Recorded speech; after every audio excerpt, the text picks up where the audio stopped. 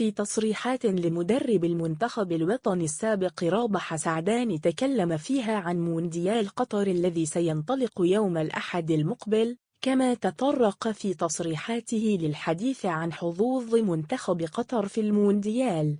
وقال رابح سعدان: مونديال قطر سيكون الأفضل على مر التاريخ، ستكون بطولة ناجحة من كل النواحي وستشرف الثقافة العربية والإسلامية. تنظيم البطولة في فصل الشتاء سيجعل اللاعبين يخوضون الدورة بلياقة عالية عكس فصل الصيف، وهذا سيحسن من المستوى العام للبطولة.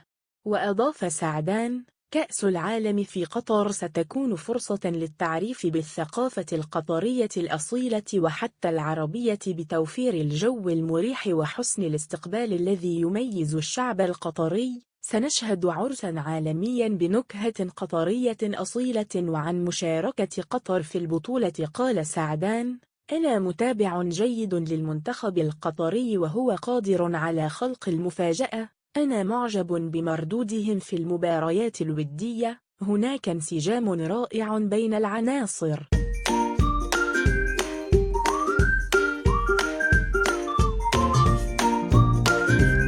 السلام عليكم، لا تنسوا الاعجاب بالفيديو والاشتراك في القناة تشجيعا لنا لنستمر بنشر المزيد إن شاء الله.